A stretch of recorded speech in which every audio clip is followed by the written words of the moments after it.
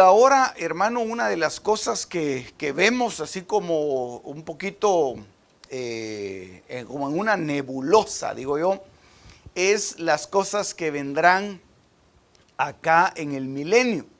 Hay una de los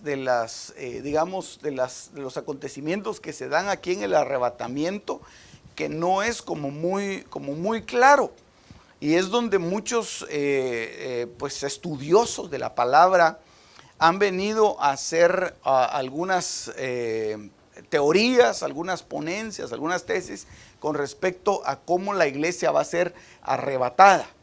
Eso como que no está muy claro todavía. Sin embargo, la Biblia, hermano, da bastante claridad respecto a esto, cómo van a ser arrebatados.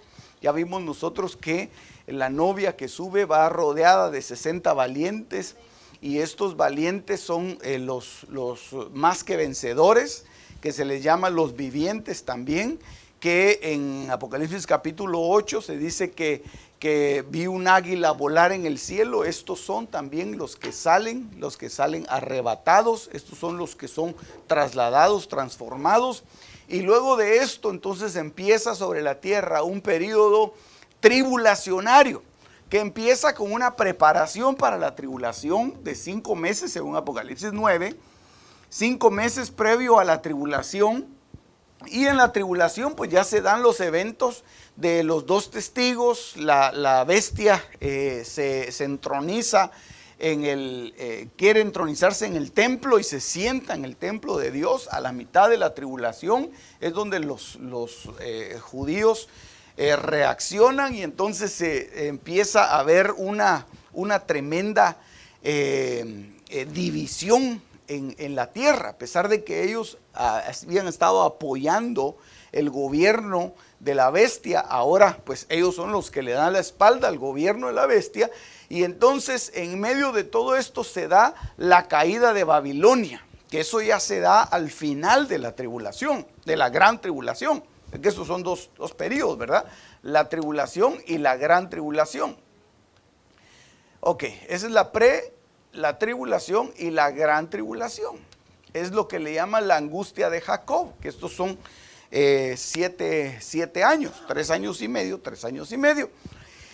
Al final de esto se da la batalla de Armagedón, en donde ya se reúnen todas las naciones alrededor de Jerusalén con el propósito de invadirla. Ya los judíos se levantaron, ellos ya no quieren tener ninguna relación con el gobierno y con las federaciones que guía el anticristo, y entonces lo que hacen es que todas las naciones se congregan alrededor de Jerusalén para invadirla. Y entonces se da el evento que está en Apocalipsis capítulo número 1, en donde dice: todo ojo le verá. Y entonces en Tesalonicenses dice que el anticristo es muerto por la manifestación del Hijo de Dios. Entonces ahí es donde se manifiesta en los aires con sus guerreros, y entonces muere la bestia, muere el falso profeta, son enviados al lago de fuego, y entonces empieza acá ya prácticamente la implantación de un nuevo reino que ya viene con distintos personajes, los que ya se fueron, los que pasaron a través del fuego y los que escaparon a través de la muerte. Esos son básicamente los 3 grupos que entran, aunque dentro de esos hay distintas separaciones. Esas ya las vimos, solo estoy dándole un repaso así rápido, ¿verdad?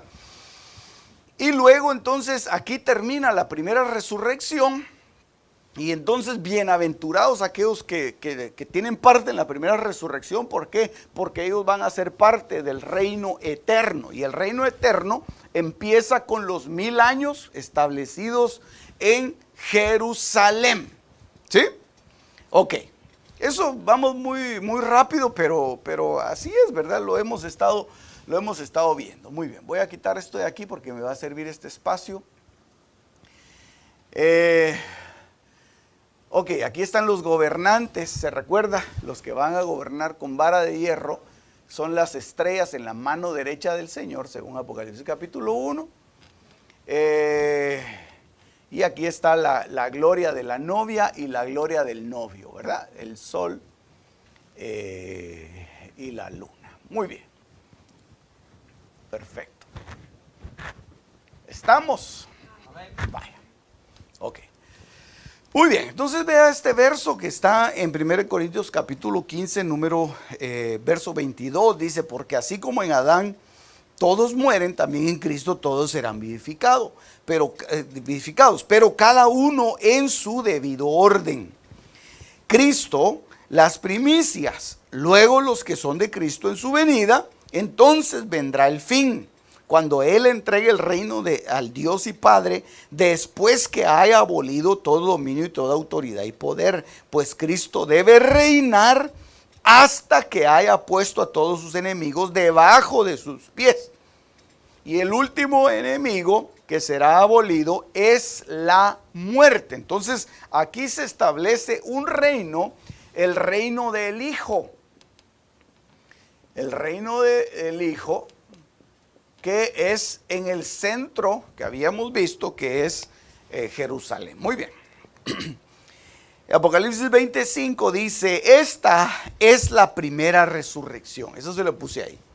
Los demás muertos no volvieron a la vida hasta que se cumplieron los 1000 años. Pero eso ya no están dentro de la primera resurrección. Eso ya es la segunda resurrección. Entonces va a haber una resurrección acá y va a haber una resurrección acá. Eso es lo que vamos a platicar hoy un poquito. La segunda resurrección, que es una resurrección terrible. Dice, bienaventurado y santo es el que tiene parte en la primera resurrección. La muerte segunda no tiene poder sobre estos, sino que serán sacerdotes de Dios y de Cristo y reinarán con Él por 1000 años.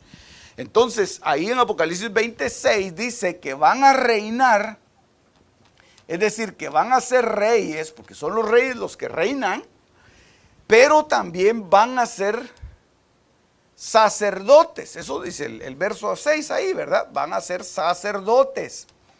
Entonces, aquí se cumple lo que está en Apocalipsis 1, 6 y 7, donde dice que nos hizo reyes y sacerdotes. ¿Por qué? Porque el único rey y sacerdote es Cristo, es Melquisedec, cuando se le presenta a Abraham en el capítulo número 14 de Génesis. Génesis 14.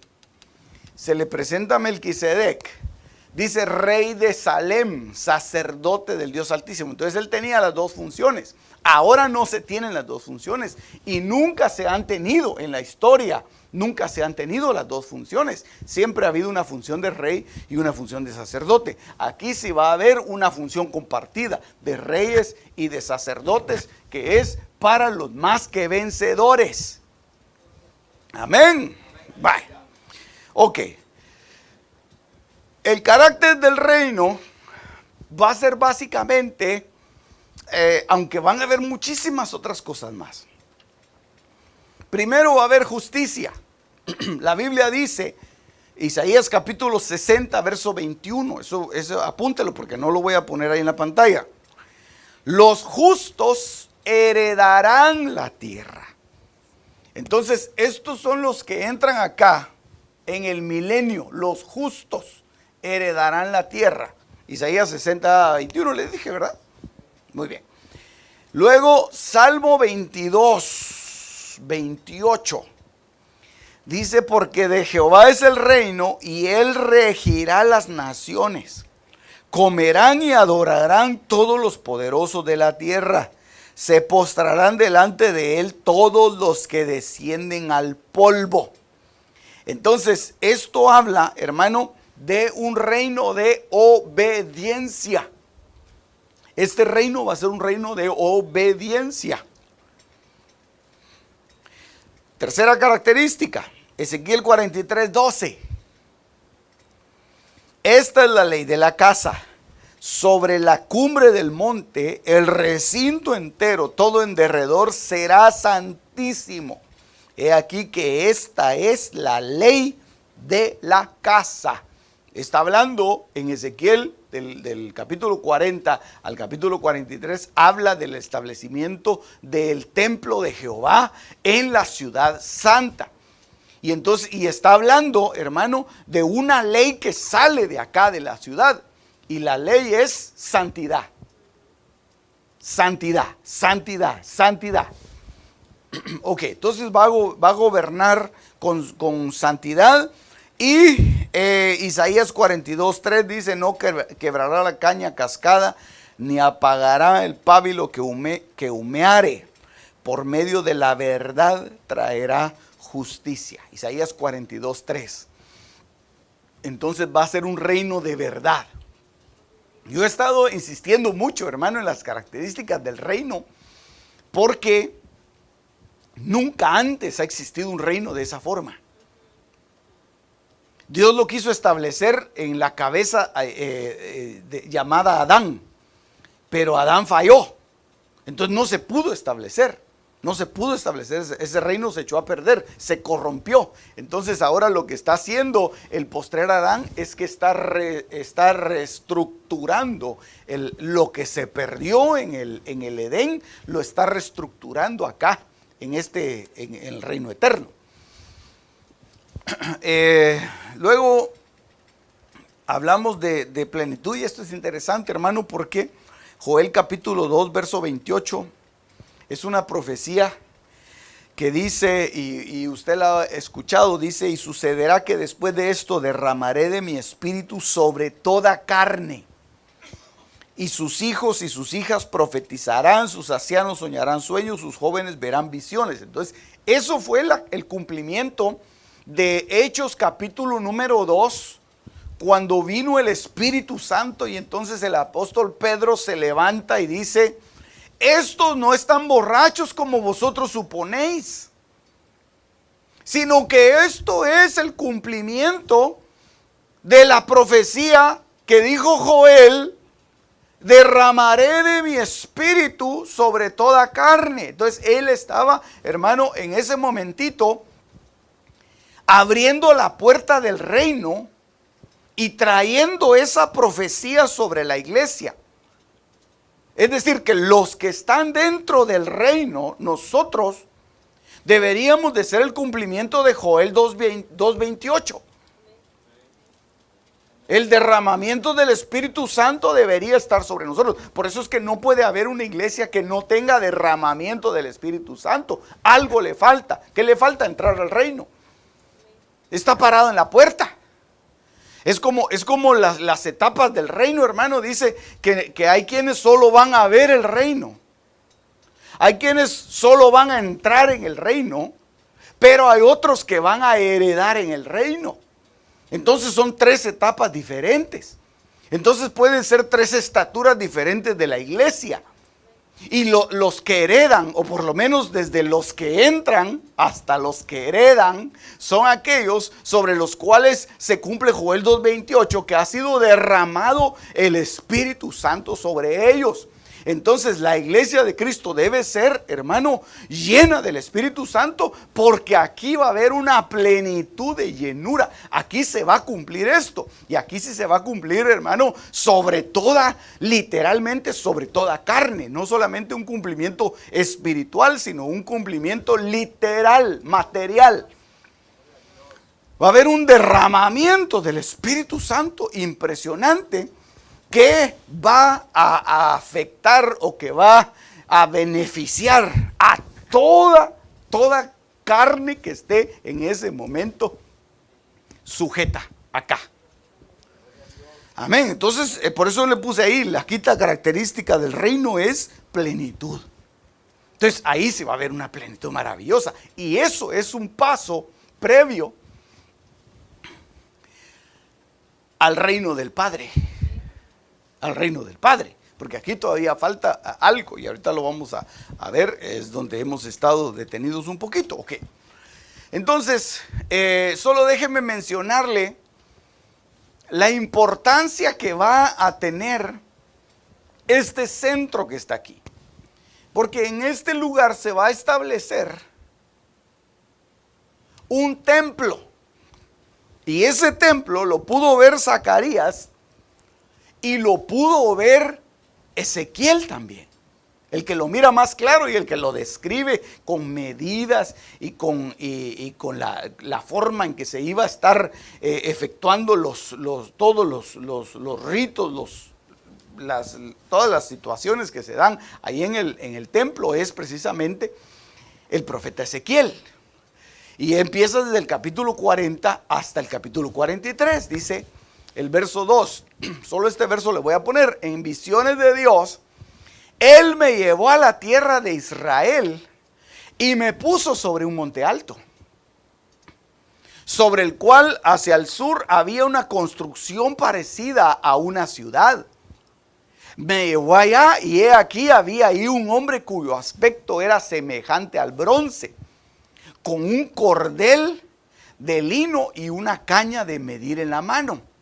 Y estaba de pie en la puerta. Entonces, como que se está efectuando, hermano, una edificación. Pero ¿qué es lo que se va a edificar ahí? Se va a edificar el templo. Se va a edificar un templo. Pero eso no es el tercer templo del que tanto se habla. Este es el templo milenial, el que vio Ezequiel, que tiene muchas características distintas a los templos anteriores. Porque usted sabe que han habido templos anteriores. Ahorita se los voy a explicar. Vaya pues, mire pues. Primero veamos los propósitos de que haya un templo. Por eso que en el desierto el Señor les mandó a los israelitas, solamente los sacó de Egipto y lo primero que hizo fue instruirles para que construyeran un tabernáculo.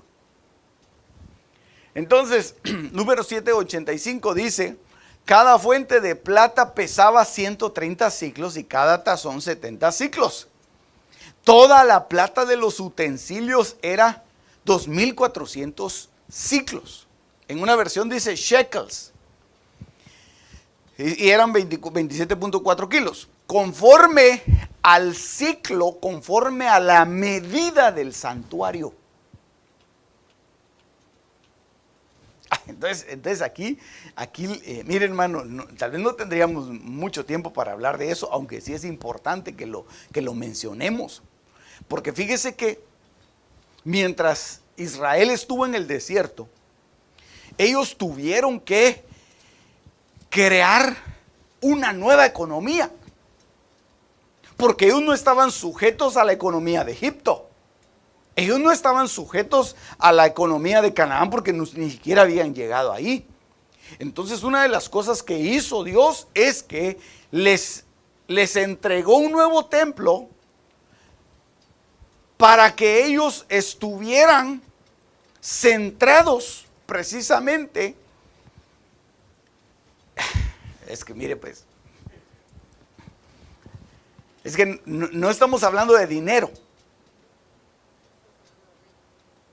Sí, no estamos hablando de dinero, sino que estamos hablando de que, mire pues, cuando ellos salieron de Egipto, ellos llevaban las riquezas que los egipcios les habían dado cuando ellos salieron, ¿verdad? Entonces ellos llevaban todo eso.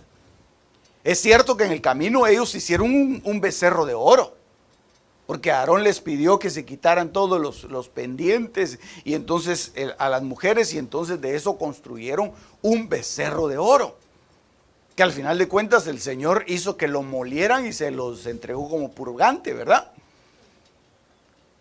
Pero la idea era que eso fuera el inicio de una nueva economía para el pueblo de Israel, que iba a estar centrada precisamente en el templo. Por eso es que ahora, hermano, en la iglesia de Cristo,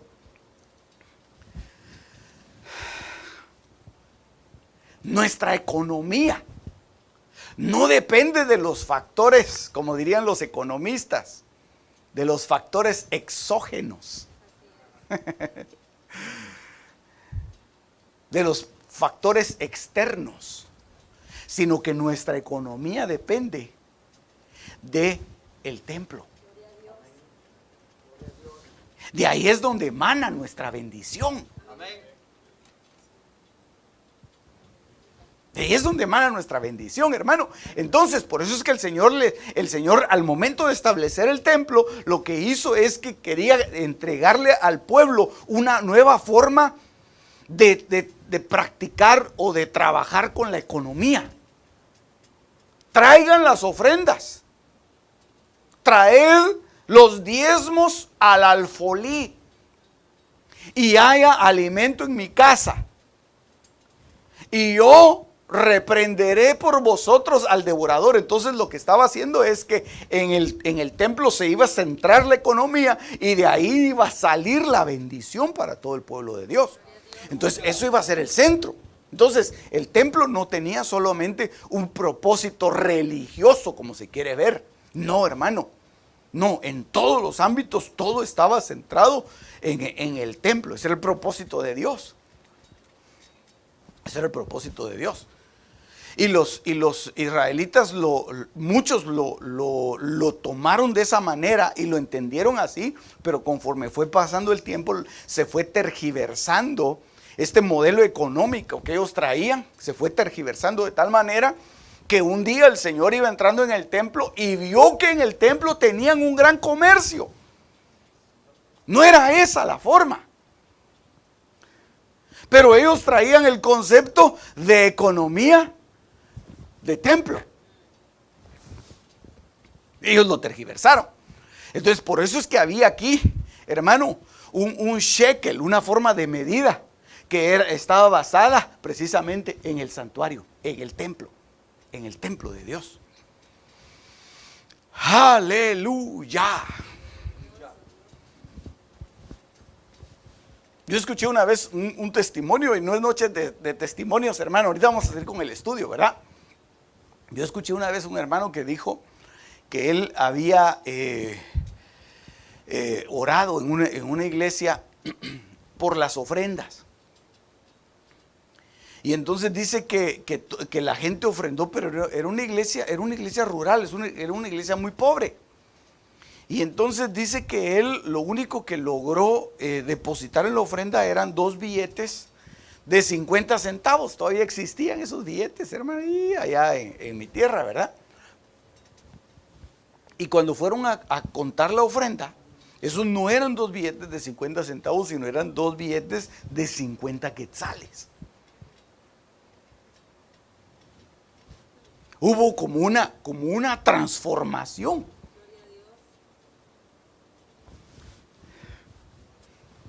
Entonces, mire, hermano, y así podríamos, usted también ha tenido experiencias impresionantes al momento de traer la ofrenda a la casa de Dios. No, ese es el tema, pero solo se lo menciono porque un propósito del templo era precisamente un propósito económico. Ok. ¿Qué otra cosa? Éxodo 30:20. Salgámonos de ese tema tan escabroso, ¿verdad? Al entrar en la tienda de reunión, se lavarán con agua para que no mueran. También cuando se acerquen al altar a ministrar para quemar una ofrenda encendida al Señor. Entonces, otro de los propósitos del templo era generar ejemplo de santidad dentro del pueblo. Por eso es que el sacerdote llevaba una tiara que en su frente decía santidad a Jehová. Porque el sacerdote debería de ser ejemplo de santidad. No solo el sumo sacerdote, los sacerdotes, la tribu de Leví y todas las demás tribus deberían de ver ese ejemplo. Eso también se corrompió. Esa santidad se prostituyó. Por eso es que el Señor, hermanos, reprende duramente y más duramente a los encargados del oficio religioso que a los pecadores y a las rameras. Siempre que el Señor se enfrentaba con los fariseos, les decía hipócritas. Nunca mira usted que a un pecador el Señor le dijera hipócrita. Ok, entonces de ahí debería de ser un ejemplo de santidad. Por eso es que todo eso apliquémoslo, hermano, para nosotros, para nuestra iglesia. Debería ser un ejemplo de santidad que saliera hacia los hogares, hacia las familias, hacia la sociedad completa, ¿verdad? Ok. Sigamos acá. Otro propósito tenía que ser un lugar de reunión. Levítico 9:23. Moisés y Aarón entraron en la tienda de reunión y cuando salieron bendijeron al pueblo y la gloria del Señor apareció a todo el pueblo. Entonces era un lugar en donde había un encuentro con Dios. Era el propósito del templo era tener comunión con el hombre. Ahí era donde Dios se iba a manifestar. Aleluya. Y esto va relacionado con lo anterior, primer libro de Reyes 8:11. Así que los sacerdotes no pudieron quedarse a ministrar por causa de la nube, porque la gloria del Señor llenaba la casa del Señor. Entonces el templo de alguna manera tenía que ser un medio de atraer la gloria de Dios. Por eso es que los elementos que el Señor le instituyó a Moisés que construyera, tenían medidas exactas, tenían pesos exactos, tenían las dimensiones y todo debía hacerse conforme al modelo. ¿Por qué? Porque iba a ser un medio de atraer la bendición al Señor. Entonces, hermano, si nosotros aplicamos eso para nuestra vida y para nuestra forma de hacerle culto a Dios, Dios se va a manifestar en aquellos lugares en donde se hace todo conforme al modelo que Dios quiere. No conforme a lo que nosotros nos imaginamos, sino conforme al modelo que Dios dijo que se iba a hacer. Vaya, ok. Sigamos aquí pues. Salmo 5:7. Pero yo por la abundancia de tu misericordia entraré en tu casa, me postraré en tu santo templo con reverencia. Entonces también es un lugar de adoración, ¿verdad? Es un centro de adoración. Perfecto. Veamos entonces ahora, hermano, un breve repaso de cómo fue que siempre hubo un lugar de reunión, un templo, un tabernáculo, una tienda, un lugar en donde Dios se encontraba con el hombre. Éxodo 25:8, hagan un santuario para mí para que yo habite entre ellos. Este fue llamado, yo le puse ahí Moisés, porque este fue el tabernáculo que construyó Moisés en el desierto. Y que los israelitas tenían que levantar las tiendas, tenían que agarrar todos los implementos. Habían tres tribus que estaban encargadas de toda la movilización de todo el mobiliario.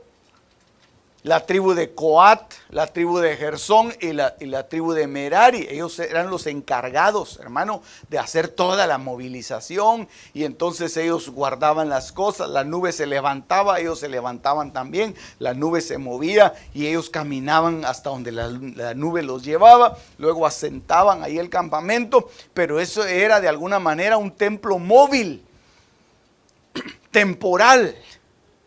Porque ya cuando entraron ellos a Canaán, ya no está ese templo.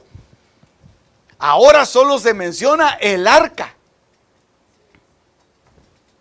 Ya no está. Es más, David dice, yo le voy a construir un templo al Señor, y el Señor no se lo permite. Pero el asunto es que este templo, hermano, servía precisamente para que los israelitas tuvieran la certeza de que Dios estaba ahí en medio de ellos.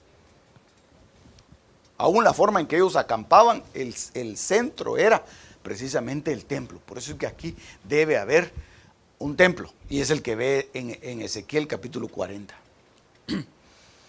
Luego viene, el primer libro de Reyes 8:12. Salomón dice, el Señor ha dicho que Él moraría en la densa nube. Ciertamente yo te he edificado una casa majestuosa, un lugar para tu morada para siempre. Entonces Dios le permite a Salomón edificarle templo. Entonces esta ya es el segundo templo, el templo de Salomón. Pero este templo de Salomón fue lujoso, hermano. Ahí dice, yo te he edificado una casa majestuosa. En el tabernáculo de Moisés había una mesa para los panes, una mesa pequeña. No, Salomón manda hacer 10 mesas. Había un lavacro. No, él no quiere un lavacro pequeño. Él manda hacer un mar asentado sobre 12 bueyes. O sea, es algo majestuoso, algo tremendo. Y usted se recuerda cuando inauguraron esta obra, hermano. Dios vio el corazón de Salomón. Dios se acordó de las misericordias a David. Y vio el corazón de Salomón. Dijo, no, Salomón ha derrochado aquí en esto. Ha sido algo majestuoso, algo maravilloso. Traían lo mejor de todos los lugares. Traían lo mejor para el templo. Y entonces lo edificaron. Y el día, hermano, que hacen la inauguración, dice que no pudieron ministrar los sacerdotes a causa de la nube de gloria que estaba en ese lugar. No los dejaba entrar. Aleluya. Entonces mire qué cosa más linda. Mire si no sirve de algo el templo, hermano. Sirve definitivamente. Y por eso es que ahora el Señor a nosotros nos ha hecho templo y morada del Espíritu Santo, hermano. Aleluya. Por eso es que tenemos que cuidarlo, ¿verdad? Esdras capítulo 6, verso 15. Y este templo fue terminado el tercer día del mes de Adar. Recuérdense que Zorobabel venía de una cautividad. El templo de Salomón había sido saqueado. Se había dado la división de Jeroboam, Roboam. Ahí fue donde empezó las tribus a dispersarse. 10 tribus por un lado, 2 tribus por otro. Y entonces se hizo una división tremenda. Y entonces viene y el Señor los castiga y manda a Babilonia a que tomen el templo, que lo destruyan. Y entonces al regreso de esa cautividad babilónica, entonces viene y Zorobabel se levanta y empieza a reconstruir el templo. Por eso es que se le llama templo de Zorobabel.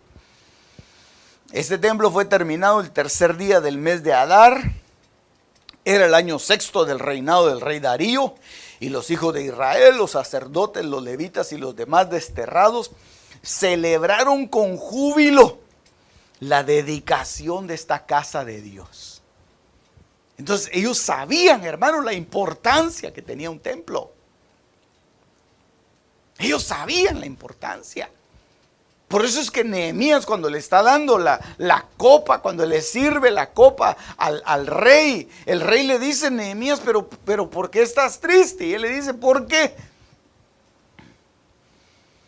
Mi casa está destruida, la casa del Señor está derruida. Las puertas han sido quemadas. Él estaba triste. ¿Por qué? Porque no había un templo. Ese es el tercero. Vea este otro. Juan capítulo 2, verso 20. Entonces los judíos dijeron, en 46 años fue edificado este templo y tú lo levantarás en 3 días. Ahí se estaba refiriendo al templo de Herodes.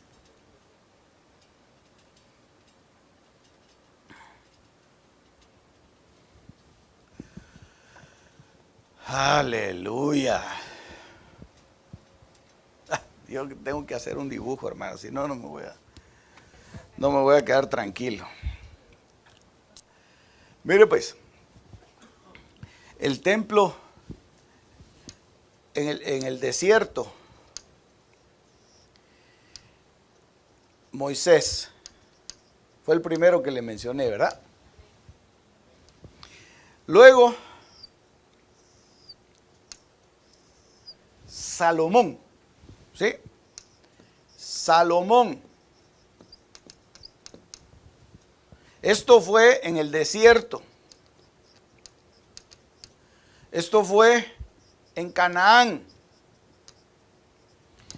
Y luego, después de Salomón, se da la división, y entonces van a la cautividad y entonces se edifica el templo, se destruye. Vamos a poner aquí unas líneas así de puntos suspensivos y entonces se empieza la edificación y se termina la edificación del templo de Zorobabel. Perfecto, Zorobabel. Este templo lo destruyen también. Pero Dios, una de las cosas que sucede acá es que esta cautividad, ellos vienen aquí es una etapa de cautividad. Esta cautividad fue liderada por Babilonia. Mire, por eso es que Babilonia va a ser destruida ya, ¿verdad? Entonces, edifican este templo de Zorobabel y entonces viene Dios y se enoja con el pueblo y les deja de hablar 430 años. Y entonces durante estos 430 años viene el pueblo judío y se politiza. Es decir, se une con Roma. Y entonces un rey que se llamaba Herodes les construye el templo. Entonces cuando viene el Señor, el templo está aquí construido, pero ya han pasado, ¿cuántos años? 46 años desde que les construyeron el templo. ¿Sí?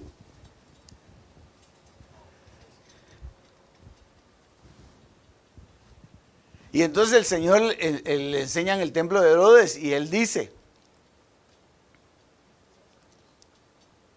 que de este templo, que está aquí, va a ser destruido. No va a quedar piedra sobre piedra. Destruyan este templo y en 3 días lo levantaré. Y por eso es que le dice ahí, y tú lo levantarás en 3 días. Pero si ha costado 46 años construirlo.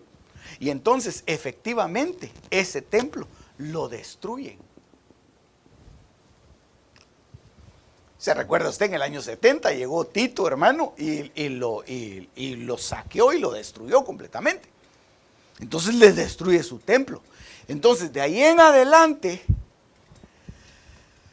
los judíos esperan la aparición del tercer templo, que en el conteo sería 1, 2, 3, 4, el quinto.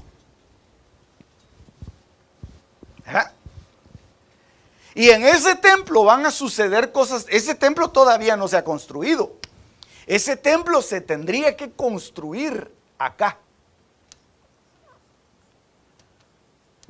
O sea que cuando lo estén construyendo, debería de estar empezando, ya sea la pretribulación o la tribulación. Entonces los templos de alguna manera van marcando también eras, edades. Destruyeron este templo que está aquí y entonces se cambió. ¿Por qué? Porque entonces este templo, al ser destruido, nosotros nos constituimos en el templo. 1 Corintios 3:16 lo dice así. Nosotros somos el templo del Espíritu Santo. Entonces, cuando nosotros como templo seamos arrebatados, van a construir otro templo, que es el que esperan los judíos, porque ellos no creen que nosotros seamos el templo. Entonces, lo que esperan los judíos es la construcción del tercer templo. Entonces, ahora sí le leo 2 Tesalonicenses 2:4, el cual se opone y se exalta sobre todo lo que se llama Dios o es objeto de culto, de manera que se sienta en el templo de Dios presentándose como si fuera Dios. Entonces esto está hablando de este personaje que está aquí. ¿Mire?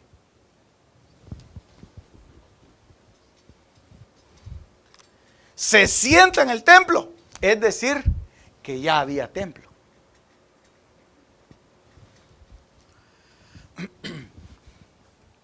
¿Cuánto tiempo le tomaría? Esto se lo dejo como tarea. ¿Cuánto tiempo le tomaría a Moisés construir el templo? Eso está en Éxodo 25 y Éxodo 31. Ahí están los tiempos, usted lo va a ir a buscar. ¿Cuánto tiempo le tomó a Salomón construir el templo? ¿Cuánto tiempo le tomó a Zorobabel la reconstrucción de este templo?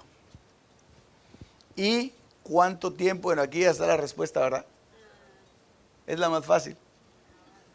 46 años. Entonces, si usted se da cuenta, hermano, esto viene en un tiempo, se viene disminuyendo los tiempos de construcción de cada uno de estos templos. Cuando se construye ese templo, dice que ellos lo tienen listo para armarlo en 3 meses. Ya tienen el candelabro, ya están en las órdenes sacerdotales, ya las tienen ellos bien preparado todo. Ya tienen, digamos, todo. Lo único que les hace falta es el arca del pacto, pero dicen ellos que el arca del pacto la consiguen, que eso no es problema, que ellos saben en dónde está. Y entonces van a edificar ese tercer templo. Entonces edifican el tercer templo, hacen un pacto con la bestia y todos contentos. Los moradores de la tierra, todos contentos. El único que va a estar pasando problemas va a ser la iglesia de Cristo que se quedó. Ellos van a ser perseguidos porque no se van a rendir ante la bestia, porque no se van a dejar marcar, porque van a ser los mártires que salen de aquí. Y entonces que van a entrar en una calidad de muertos, decapitados. Ok, pero si seguimos en esta línea de tiempo, Zacarías capítulo 6, verso 12, dice, y le hablará diciendo, así ha hablado Jehová de los ejércitos, diciendo, he aquí el varón cuyo nombre es el renuevo, el cual brotará de su lugar y edificará el templo de Jehová. Él edificará el templo de Jehová y él llevará gloria y se sentará y dominará en su trono y será sacerdote sobre su trono y consejo de paz habrá entre ambos. Entonces lo que está haciendo es que está describiendo prácticamente el templo que va a construir acá el rey. Ese va a ser un templo glorioso. Por eso es que cuando Ezequiel lo ve y lo empieza a describir, obviamente no lo vamos a hacer aquí, hermanos. Son 4 capítulos en donde él da todas las especificaciones, cómo los sacerdotes ejercen, cómo está constituido el templo. Y bueno, ya hay modelos en 3D que ya lo han hecho más o menos prefigurado, en donde se ve que es un templo impresionante y muy diferente a los templos anteriores. Por eso es que no puede ser el tercer templo, ni puede ser el tabernáculo de Moisés, y menos el tabernáculo de David. Porque dice, yo restituiré el tabernáculo de David que está caído, pero es que el tabernáculo de David ni siquiera aparece dentro de esos templos. Era una tienda donde habitaba la presencia de Dios. Aleluya. Por eso es que nosotros, hermanos, nosotros somos algo completamente atípico, digámoslo así. Y por eso es que no es imposible pensar que nuestra humanidad pueda ser llamada templo del Espíritu Santo y que el Espíritu Santo vive en nosotros. Es imposible pensarlo, pero así era el tabernáculo de David. No tenía una apariencia agradable, pero en él estaba la presencia de Dios. Amén. Aunque usted sí tiene una presencia agradable y tiene la presencia de Dios también, ¿verdad? ¿Verdad que sí? Amén, diga. Ok. Y entonces, y el último entonces es el templo del reino. Y en el templo del reino, este es el más glorioso de todos, hermano. Este es el más glorioso de todos los templos. Apocalipsis 21, 22.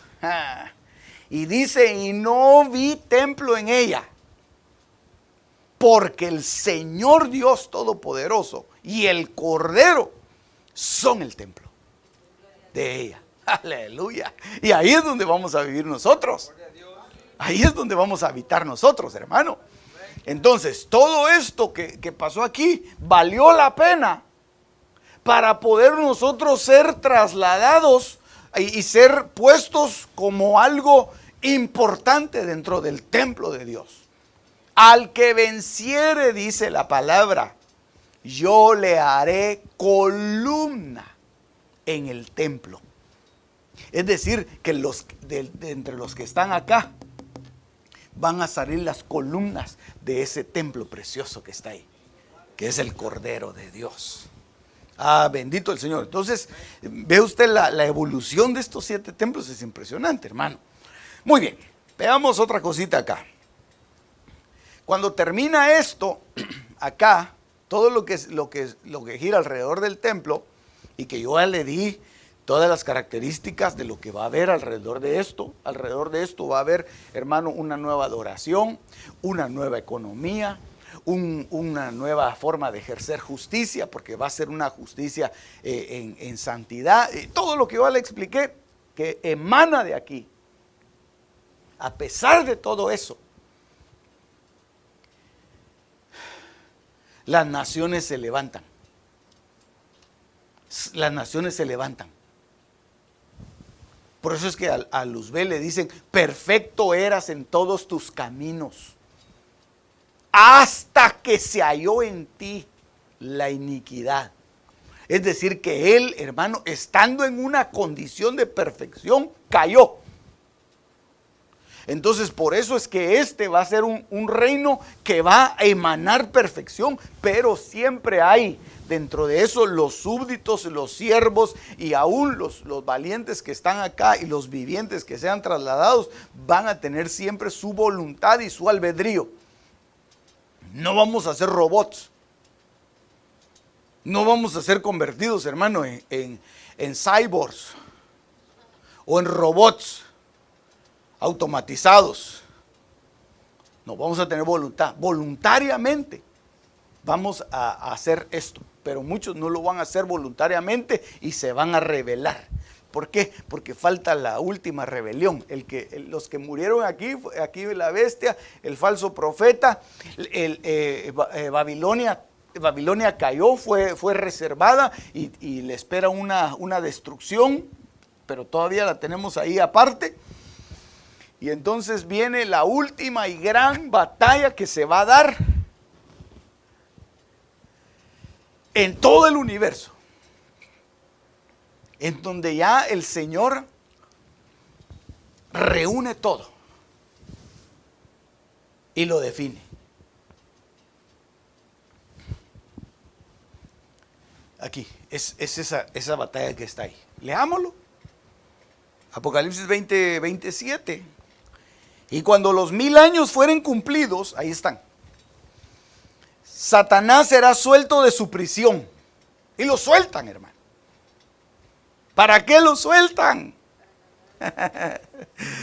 Para engañar a las naciones que están sobre los 4 ángulos de la tierra. Entonces, si va a salir a engañar es porque todavía habían naciones engañables. Por eso es que el apóstol Ríos decía, se van a contaminar los contaminables, decía él.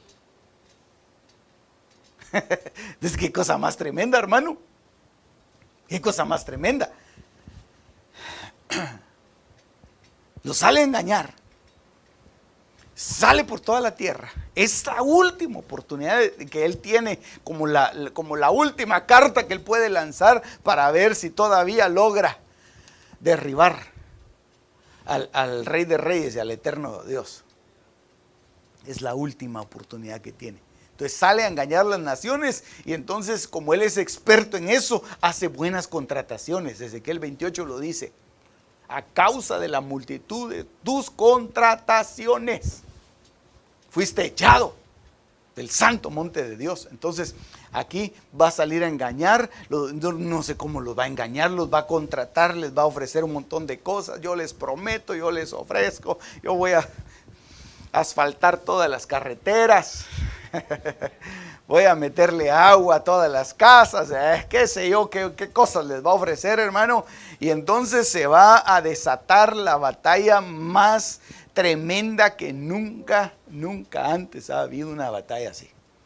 Porque nunca antes, hermano, Dios se ha levantado de la manera en que se va a levantar acá. Porque aun cuando se reveló Luzbel, Dios no se levantó. Yo dije, bueno, que se vaya. Quiere irse, que se vaya. Sí, pero se está llevando a la tercera parte. Bueno, si quieren irse, que se vayan. Y se los llevó, hermano. Los engañó, se los llevó.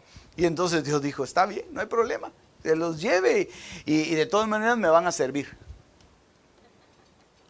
Me van a servir. Porque hay un trabajo muy sucio que solamente alguien sucio lo puede hacer. Y el trabajo sucio era limpiar el universo, limpiar la tierra, limpiar la humanidad. Y lo ha estado haciendo desde hace mucho tiempo, hermano. Y sacando toda la basura.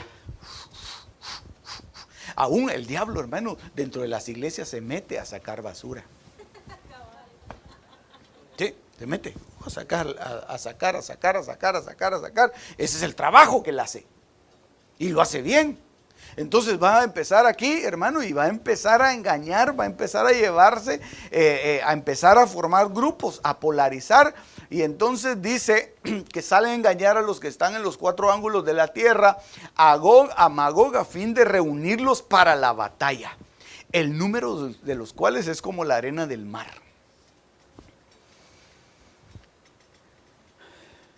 Y en Isaías capítulo 13 da una reseña de dónde pueden surgir también estas naciones, porque esas no son solo las naciones que quedaron después de todas estas batallas acá, sino que son naciones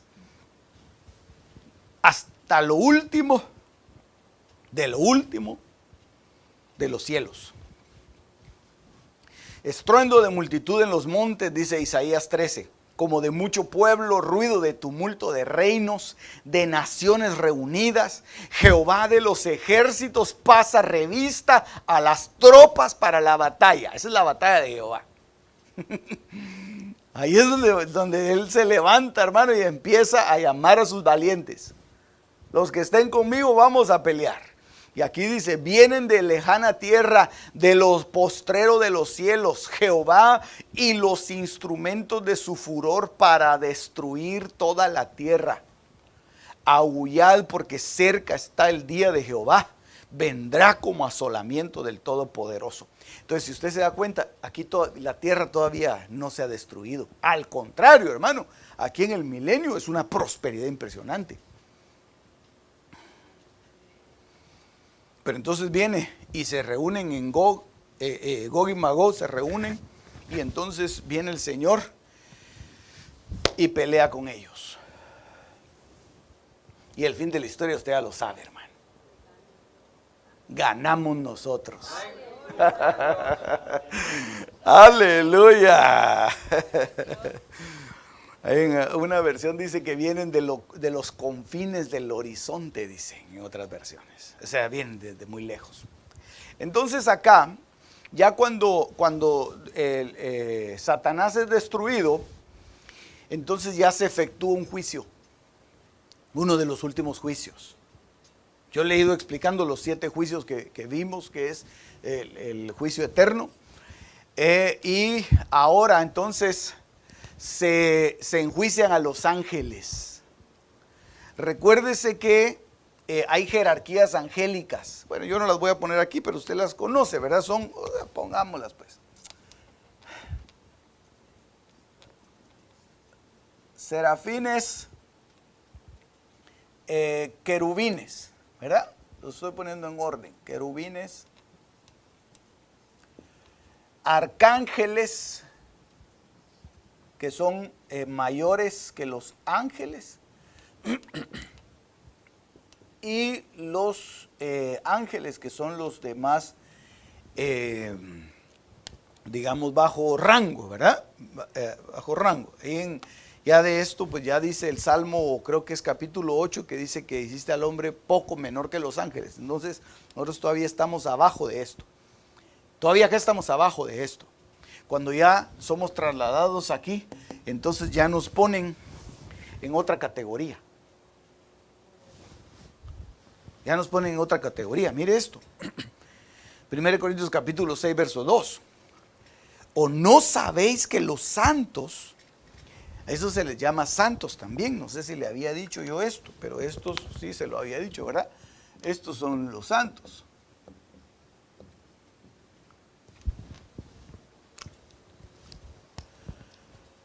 Han de juzgar al mundo. Y si el mundo ha de ser juzgado por vosotros, ¿sois indignos de juzgar las cosas más pequeñas? ¿O no sabéis, dice aquí el apóstol Pablo, que hemos de juzgar ángeles? ¿Cuánto más las cosas de esta vida? Entonces nos ponen acá en el juicio, en el tribunal de los ángeles. No de LA, ¿verdad? Ese es otro tribunal. Nos ponen en el tribunal para efectuar un juicio, un veredicto. ¿Sobre quiénes? Y aquí es donde termino, hermano, porque ya me quedan solo 2 minutos. 2 de Pedro 2:4. Porque si Dios no perdonó a los ángeles que pecaron, sino que los arrojó al infierno. Entonces el infierno, si usted se da cuenta, el infierno no es un lugar definitivo, sino que es un lugar temporal. ¿Sí? El infierno no es un lugar definitivo, es un lugar temporal, es un lugar intermedio. Todavía falta la destrucción. El infierno ha de ser horroroso, hermano. Hasta la Biblia describe qué es lo que hay en el infierno. Un gusano que nunca se muere, hermano. Hay un fuego impresionante y el rico lo sintió cuando le habla a Lázaro. Pero no es un lugar definitivo. Es solo un preámbulo para el lago de fuego. Ese sí es definitivo. Y aquí dice que a estos ángeles los arrojó al infierno y los entregó a prisiones de oscuridad para reservarlos para el juicio. Entonces aquí es donde se hace el juicio de los ángeles. Dentro de esos ángeles está este querubín cubridor, que está en Isaías 14, en Ezequiel 28, que va a ser enviado. Entonces ahora sí, aquí, solo reúne a la gente para irse a destruir y se van, hermanos, se despeñan, y entonces a este sí ya lo mandan ahora a donde están sus otros 2 compinches, la bestia y el falso profeta. Judas 1:6. Y a los ángeles que no guardaron su dignidad, sino que dejaron su propia habitación, los ha reservado bajo oscuridad en cadenas eternas para el juicio del gran día. Entonces aquí viene un juicio, ese es un juicio previo al juicio final. El juicio final lo vamos a ver después. Todavía falta uno. Y con esta sí ya me despido, hermano. Apocalipsis 20:10. Y el diablo que los engañaba fue lanzado en el lago de fuego de azufre, y ahí van todos, hermano. Donde está la bestia, el falso profeta, y serán atormentados día y noche por siempre jamás. Entonces ahí es donde van a ir. Ese es el final de ellos, Y todavía faltan muchos más que van a ser lanzados al lago de fuego.